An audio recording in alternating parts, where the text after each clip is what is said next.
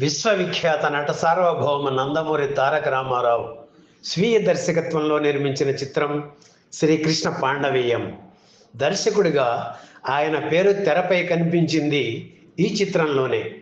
కురు సార్వభౌముడు దుర్యోధనుని పాత్రను ఆయన తొలిసారిగా ఈ సినిమాలోనే పోషించారు. అటు కృష్ణుడిగా నటిస్తూ దుర్యోధనుడి పాత్రలో జీవిస్తూ సినిమాకు దర్శకత్వం వహిస్తూ త్రిపాత్రాభినయం చేశారు నటరత్న ఎన్టీఆర్. నటి కేఆర్ విజయ తెలుగు తెరపై కనిపించింది కూడా శ్రీకృష్ణ పాండవీయం చిత్రంలోనే. మీర్జాపురం రాజా వారు 1938లో నిర్మించిన శ్రీకృష్ణ జరాసంధ చిత్రం కొంత ప్రేరణగా భారత భాగవత గ్రంథాల్లోని ఉపకథలను జోడించి చిత్రకథ తయారు చేసి సముద్రాల రాఘవాచార్యతో స్క్రిప్ట్ తయారు చేయించారు ఎన్టీఆర్. నెగటివ్ పాత్రలను పాజిటివ్గా మలచి మెప్పించగల మేటి అని నిరూపించుకున్న ఎన్టీఆర్ సుయోధనుడి పాత్రను మరింత అద్భుతంగా తీర్చిదిద్దారు. శ్రీకృష్ణుడు, దుర్యోధనుడు పాత్రల వైభవాన్ని, వైరుధ్యాన్ని చక్కగా ఆవిష్కరించారు ఎన్టీఆర్. ఈ సినిమాలో ధర్మరాజుగా బాలయ్య, అర్జునుడిగా శోభన్ బాబు, భీముడిగా కన్నడ నటుడు ఉదయ్ కుమార్, నారదుడుగా కాంతారావు, శిశుపాలుడిగా రాజనాల, కర్ణుడిగా ప్రభాకర రెడ్డి, దుశ్శాసనుడిగా జగ్గారావు, హిడింబిగా నాగరత్న నటించారు. ఉదయ్ కుమార్ నాగరత్నలపై చిత్రీకరించిన చాంగురే బంగారు రాజా, ఎన్టీఆర్ ఉదయ్ కుమార్ మీద చిత్రీకరించిన మత్తు వదలరా నిద్దుర మత్తు వదలరా పాటలు ఈ సినిమాకే హైలైట్. కళాదర్శకుడు టీవీఎస్ శర్మ రూపొందించిన మయసభ, ఇతర సెట్స్ అద్భుత అని చెప్పాలి. అలాగే బకాసుర వధ, హిడింబాసుర వధ, భీమజరాసంధ యుద్ధ సన్నివేశాల చిత్రీకరణలో రవికాంత్ నగాయిచు తాంత్రిక ఛాయాగ్రహణం ప్రేక్షకుల్ని కట్టిపడేశాయి. రంగస్థలం మీద అనేక సార్లు పోషించిన ధూళిపాళ్లకి తొలి చిత్రం భీష్మలో దుర్యోధనుడి పాత్రలో నటించే అవకాశం వచ్చింది. గెటప్ ధరించి సెట్లోకి అడుగుపెట్టిన ధూళిపాళ్లకు అడుగున్నర ఎత్తు కలిగిన ప్లాట్ఫామ్ మీద సింహాసనం మీద తెల్లని జుట్టు, గడ్డంతో మెరిసిపోతున్న ఒక కురు వృద్ధుడు కనిపించాడు. అతనెవరో గుర్తుపట్టలేక ఎవరా యాక్టర్ అని అడిగారు ధూళిపాళ్ల. ఎన్టీఆర్ అని సమాధానం రాగానే షాక్ అయ్యారు ధూళిపాళ్ల. ఈ చిత్ర నిర్మాణ సమయానికి ఎన్టీఆర్ మంచి యవ్వనంలో ఉన్నారు. అయినా భీష్మ చిత్రం కోసం కురువృద్ధుడిలా మారిపోయి ఆ పాత్రలో పరకాయ ప్రవేశం చేశారు. తొలి చిత్రంతో ఎన్టీఆర్ ప్రశంసలు పొందారు ధూళిపాళ్ల. ధూళిపాళ్ల నటించిన రెండవ చిత్రం కలిమిలేములు. ఏఎన్ఆర్ రికమెండేషన్తో ఆయనకు ఆ పాత్ర దక్కింది.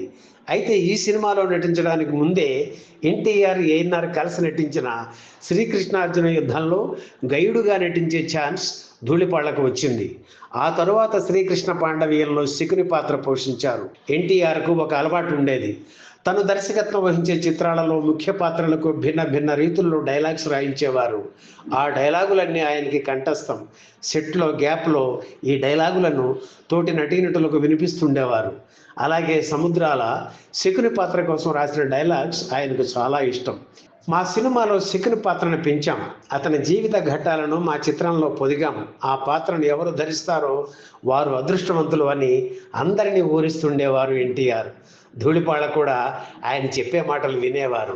అంత మంచి పాత్రను పోషించే అవకాశం తనకు వస్తే బాగుంటుందని మనసులో అనిపించినా పరిశ్రమలో చాలామంది సీనియర్స్ ఉన్నారు.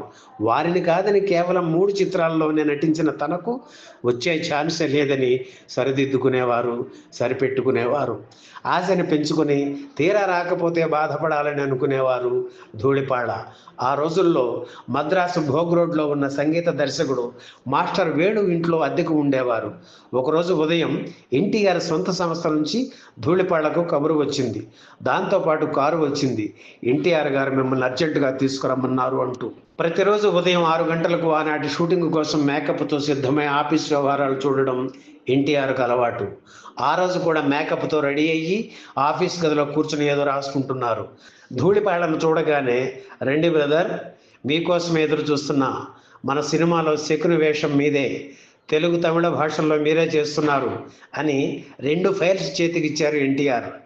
అపరిమితమైన ఆశ్చర్యం, ఆనందం, భయం ఒక్కసారి కలిగాయి. సీనియర్ నటులు ఉన్నా వారందరినీ కాదని ధూళిపాళ్ల ప్రతిభ గమనించి ఆ వేషం ఆయనకి ఇవ్వడం ఎన్టీఆర్ గొప్పతనం. ఇండస్ట్రీలో అందరికీ అసలు పెంచిన శకుని పాత్ర ధూళిపాళ్లకు అలా దక్కింది. ఇంటికి వెళ్ళిన తర్వాత ఆ 2 ఫైల్స్ చూశారు ధూళిపాళ. తెలుగు వెర్షన్ డైలాగులు కలిగిన ఫైల్ ఒకటి, తమిళ వెర్షన్ డైలాగుల ఫైల్ మరొకటి. తమిళ డైలాగులు కూడా తెలుగులోనే రాశారు. ఎక్కువగా ఎన్టీఆర్ కాంబినేషన్ సీన్లే. డైలాగులు బాగా ప్రాక్టీస్ చేసి షూటింగ్కి రెడీ అయ్యారు ధూళిపాళ. గడ్డం మీసం పెట్టి ఆయన్ని రెడీ చేసి ఫ్లోర్లోకి తీసుకువెళ్లారు. అప్పటికే ఎన్టీఆర్ దుర్యోధనుడి గెటప్లో సెట్లో రెడీగా ఉన్నారు. ధూళిపాళ గెడ్డం, మీసం, కిరీటం, బొట్టు, డ్రెస్సు అన్నీ నిశ్చితంగా పరిశీలించి, ఓకే బ్రదర్, చాలా బాగుంది, కూర్చోండి, పిలుస్తాను అన్నారు ఎన్టీఆర్. షాట్ రెడీ కాగానే ధూళిపాళను పిలిచి, ఏం బ్రదర్, మా సినిమాలో మీ శకుని ఎలా దర్శనమిస్తున్నాడు అని అడిగారు ఎన్టీఆర్. నాకేం తెలియదు సార్, మీరు ఎలా చెబితే అలా చేస్తా అన్నారు Dhulipala. No no no no, నేను చెప్పడం ఏమిటి, మీరు అనుకున్నది ముందు చేసి చూపించండి, తర్వాత చూద్దాం అన్నారు. ధూళిపాళ శరీరాన్ని కొంచెం బెండ్ చేసి తలను ఒక పక్కకు ఉంచి కుడి చేత్తో కర్ర పట్టుకొని వంకర చూపులతో డైలాగులు చెప్పారు.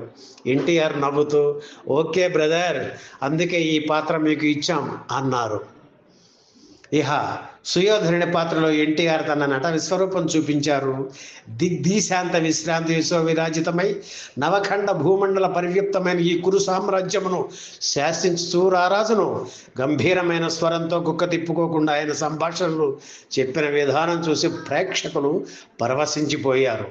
మైసభ దృశ్యాలు, నీటి మడుగు అనుకుని కాలు అందులో పెట్టి బాగుపడినప్పుడు ద్రౌపది తనను చూసి నవ్విన విషయాన్ని తలుచుకొని పాంచాలి పంచభర్తృక నీవా నన్ను చూసి పరిహరించున్నది.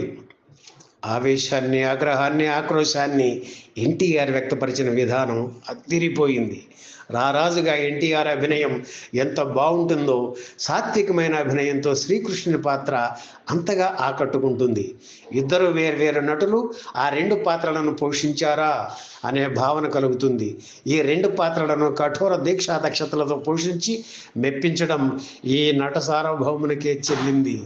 ఈ భారత కథలో భాగవత కథ అయిన రుక్మిణి కళ్యాణం జోడించి అద్భుతంగా పండించారు దర్శకుడు ఎన్టీఆర్.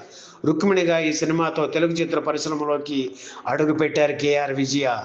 ఎన్టీఆర్, కేఆర్ విజయలపై చిత్రీకరించిన ప్రియురాల సిగ్గేలనే పాట కూడా పాపులర్ అయింది. శ్రీకృష్ణ పాండవీయం చిత్రానికి మరో 2 ఆకర్షణలు కళాదర్శకుడు టీవీఎస్ శర్మ చేసిన భారీ sets, Ravikant Nagaich trick photography.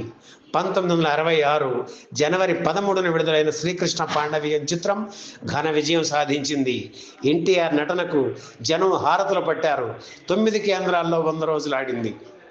ఈ వీడియో మీకు నచ్చితే లైక్ చేయండి, షేర్ చేయండి, వెంటనే సబ్స్క్రైబ్ కూడా చేయండి.